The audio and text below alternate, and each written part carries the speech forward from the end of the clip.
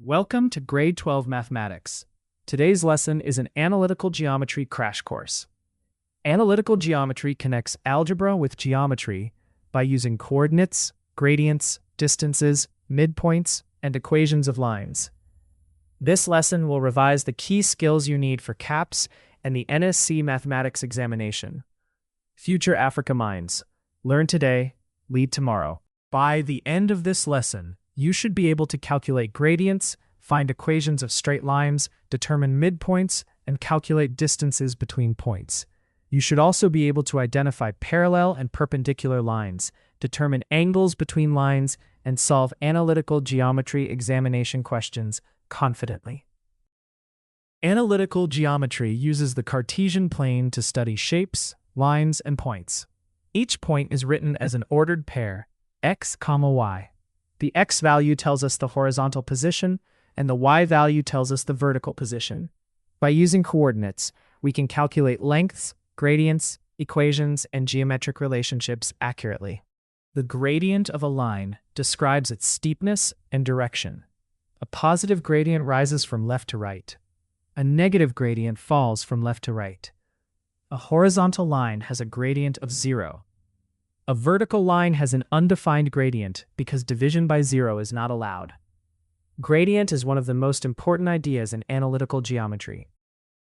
To calculate the gradient between 2 points, use the change in y divided by the change in x. The formula is m equals y2 minus y1 over x2 minus x1. Substitute the coordinates carefully. Always subtract in the same order for both the numerator and denominator.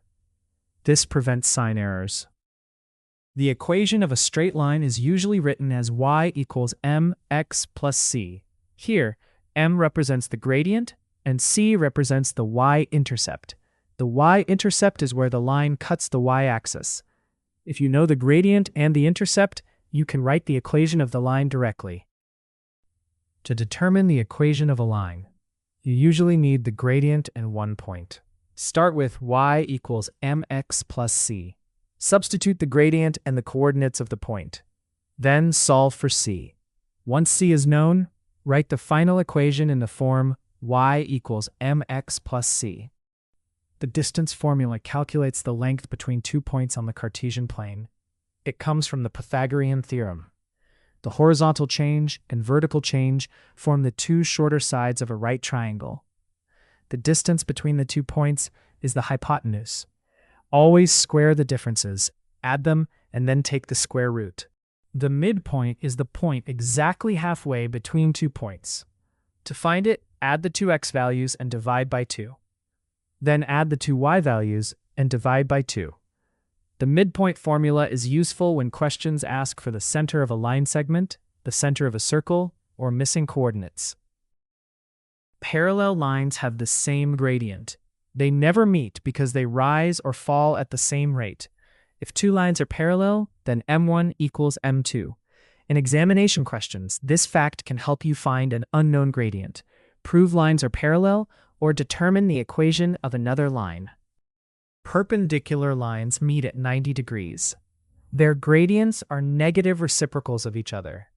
This means m1 multiplied by m2 equals -1. For example, if one gradient is 2, the perpendicular gradient is -1 over 2. This rule is very important when proving right angles in coordinate geometry. The angle between two lines depends on their gradients. In Grade 12 Analytical Geometry, you may use gradient relationships and angle formulas to find the acute or obtuse angle between intersecting lines. First, find both gradients carefully, then substitute into the correct formula, and decide whether the required angle is acute or obtuse. Analytical geometry is used in many real-life situations. Maps and GPS use coordinates to locate positions. Engineers use gradients and distances when designing roads and structures. Architects use coordinate systems when planning buildings. Computer graphics also use coordinate geometry to place shapes and movement on a screen. In examination questions, analytical geometry concepts are often combined.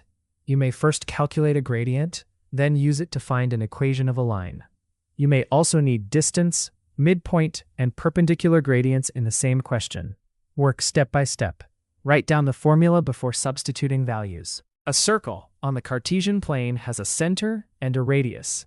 The standard equation is x minus a squared plus y minus b squared equals r squared. The center is a comma b, and the radius is r. If the center is the origin, the equation becomes x squared plus y squared equals r squared.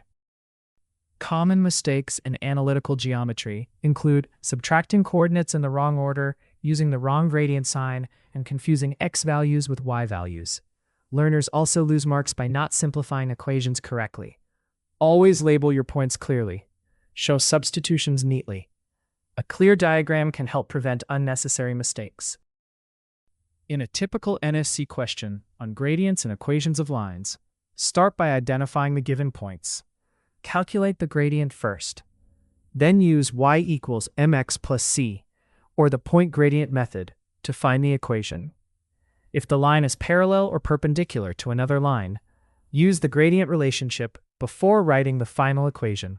For midpoint and distance questions, write down the coordinates clearly before substituting. A midpoint gives the halfway position between 2 points. The distance gives the length of the line segment. Be careful with negative coordinates. Use brackets when substituting negative values to avoid sign errors. Mixed analytical geometry questions test more than one skill. Begin by reading what must be proved or calculated. Then decide which formula is needed first. Sometimes a midpoint leads to a center, a distance leads to a radius, or a perpendicular gradient leads to a line equation. Follow the logic of the diagram step by step. Let us summarize the key ideas. Gradient measures steepness. Distance measures the length between 2 points. Midpoint gives the halfway point. Parallel lines have equal gradients. Perpendicular lines have gradients with a product of -1. The equation y equals mx plus c describes a straight line. Now it is time to practice. Attempt each analytical geometry question carefully. Draw or study the diagram first. Label the coordinates, choose the correct formula, and show all substitution steps. The more you practice, the easier it becomes to identify which formula to use in the NSC examination. Visit www.FutureAfricaMinds.com. Use the platform to access study notes, worked examples, revision resources, worksheets, memorandums, flashcards, and NSC past papers. If you need support, contact us at support@FutureAfricaMinds.com. Keep practicing, stay focused, and build your confidence one topic at a time. Future Africa Minds. Learn today, lead tomorrow.